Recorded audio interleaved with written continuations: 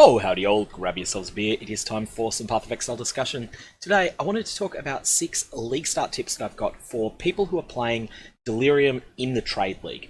So these aren't really solo self-found appropriate tips, they're more for people who want to get a bit of an early injection of currency early in the league, so that you can afford to put together some ridiculous builds later on, or meet whatever your other goals are. It's my goal to get an early Headhunter in the Delirium League, which is something I haven't done for quite some time. I haven't gone for an early Headhunter since Incursion League, but it's something that requires a lot of trading usually to do. So the first tip that I've got is that you want to get to maps as quickly as possible. So in a softcore trade league, I strongly suggest that you skip the Delirium mechanics while leveling. Now, not completely, just mostly skip them. When you do the Delirium mechanics leveling, or for that matter, previous League event mechanics, such as Metamorph or Blights or Legion encounters, you will get some pretty reasonable rewards from them. However, the additional time that you're spending in the storyline content means that you're not spending as much time in maps where the rewards for these events are considerably bigger. Because the one thing that's important is that when you get to maps, you'll still have the Delirium encounters, but the rewards for them will be multiplied by the quantity stat on the map. And so suddenly, you're getting a lot more loot out of each of these events once you do get to maps. However, there is an exception to this. If you feel too weak to make fast progress at any given point, so let's say that you get to Act 6 and you're going, oh, you know what, I'm really struggling on the damage at the moment. Aberrath took me 15 seconds to beat each phase. I'd like to be doing a lot more damage. What you can do then is find a nice layout zone that is several zones back, so several monster levels down. If you decided when you were at Aberrath that you needed more damage, then you might want to go back to, say, the Twilight Strand in Act 6, and go there and do the Delirium encounters a couple of times. Because you've gone back a few monster levels, you should find that they're pretty easy, and you should be able to reap the rewards of running them, and do so fairly fast. Because, as I say, the key is not so much getting the best loot possible while you're in these zones, it is getting to maps as quickly as is reasonable so that you can get the better loot that's available there. Of course, though, I do think there is a very important caveat that needs to be said. If you're having a lot of fun with the new League mechanics, then do them. Fun is more important than playing for efficiency. So, the second tip that I've got is 6-link Divination Cards. To be aware of them, and to pay attention to any of them that drop for you. So, you'll probably get Divination Cards like Humility or Vanity drop for you, which can be turned in for the Tabula Rasa that you see on screen here. You'll notice that early on in the league, Tabula Rasa is quite expensive. 27 Chaos on day 1, 27 again on day 2. And that means that the Humility Divination card was typically around 3 Chaos during this period. The Vanity Divination card, which gives a better return of a Tabula Rasa with a single Val implicit on it, that was typically going for 3.5 Chaos at this point. However, it's harder to get a set of Vanities because the card is rarer and there's fewer people selling multiple copies of them. So, the reason that I raise 6-link Divination cards is that you'll undoubtedly have some of these drop for you. Humility, almost certainly, you'll get 1 or 2 of them just through your normal gameplay as you go through the acts. They can drop in Act 4 Blood Aqueduct, Aqueduct, they can drop in Act 9 Blood Aqueduct. They can drop potentially from Diviner's Strongboxes if you get lucky enough to get one of those.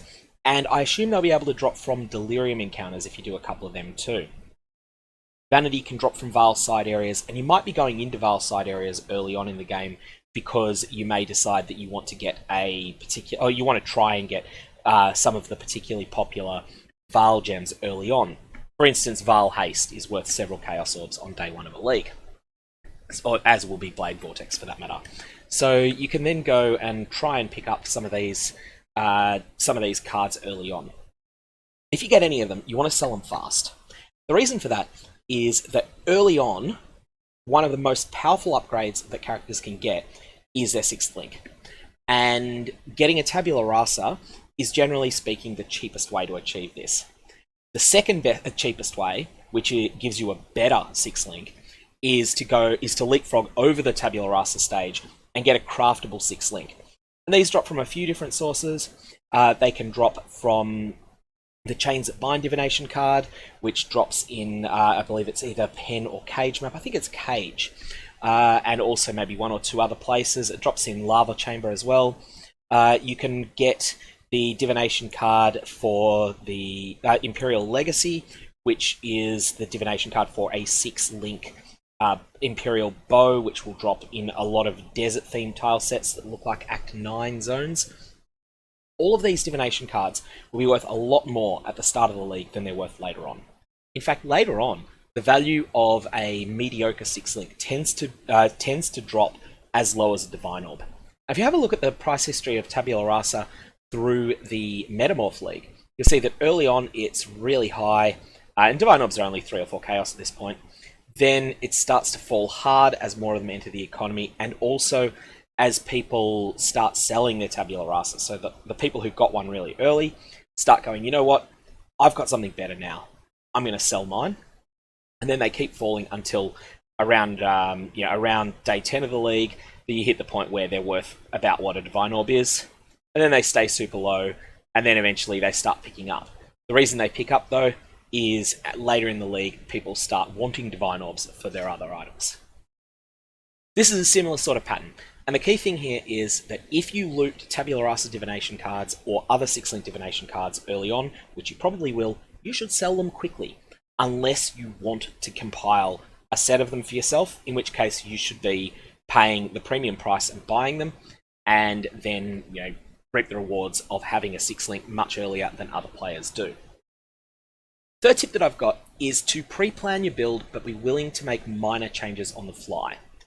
If you're playing with a new skill, you should have a backup plan in case the new skill sucks. So for example, one of the new skills that's come out is Blade Blast.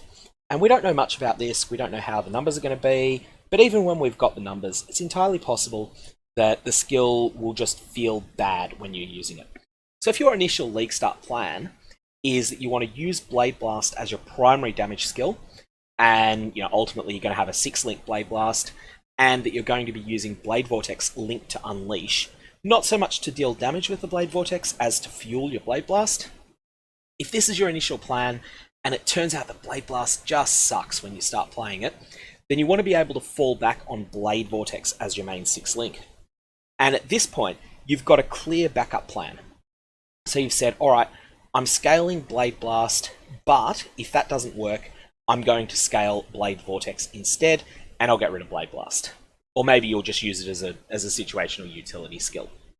Likewise, if your main plan is to go a 6-link Spellslinger build, and you'll have a 4-link Wand Attack skill to proc it, then you might want to have in mind a 4-linked Aura and Herald plan, and a 6-link Wand Attack in case the Spellslinger plan turns out to be awful.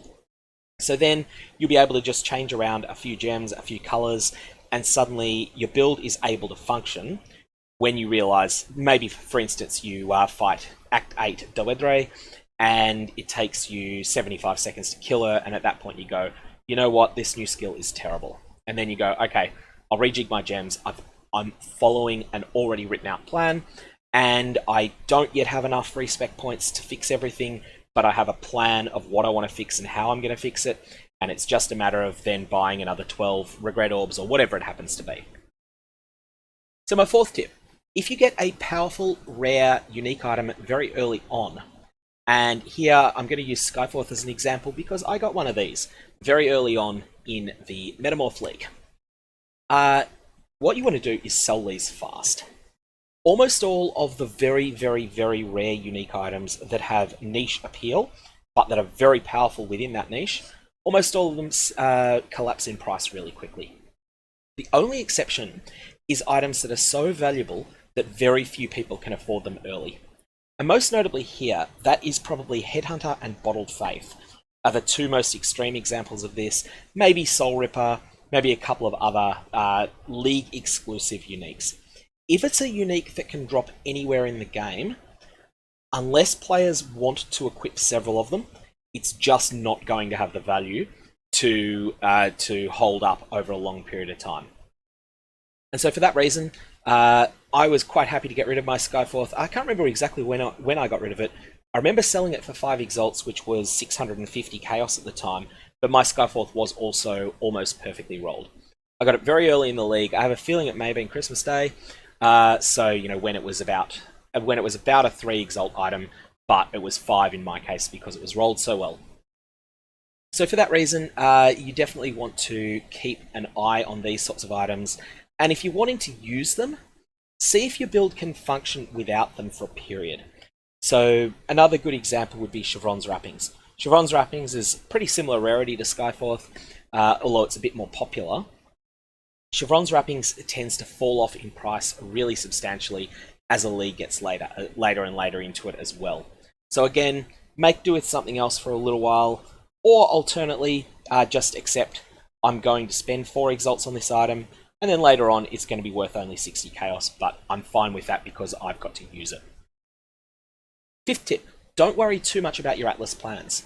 There's going to be changes coming, maybe not for release, maybe delayed until 3.10.1, that have been discussed on Twitch, and I'm going to put a link to that into the video description here. I think that these should address all the concerns you might have about permanently screwing up your Atlas. There'll be a few maps that you can't stand that will drop for you. If you really want to, you can just hit these with a Horizon Orb and replace them with some other tile set. So basically, my tip here will be that when the preferred map drop system comes in, by that point you're going to want to have your entire Atlas completed, and the and the bonus objectives done, and the Awakening bonus objectives done. Of course, you don't necessarily need to have that all on day one, but that's going to be your aspirational goal over an extended part of the league. At that point, you're probably going to want to find your single favorite map in each octant and stick all 3 of the drop rate chance increases on that same map. So for instance, in the Lyra Arthane octant, you're probably going to want to pick Tower and amp it up so that it gets all 3 of the bonuses to drop rate. And then at that point, you might pick Burial Chambers in its octant, which I think is Veldo's Rest, and so on and so forth. I really quite like this system as well. It doesn't completely eliminate the weaker tile sets, so it means that there will still be considerable variety in the maps that you're receiving, but you will be able to bias towards maps that have a divination card you want to target farm, or things like that. I'm expecting that they'll balance it in such a way that about 50% of the maps you actually run will be your preferred ones, and about 50% will be other maps that you're just going to run as fillers.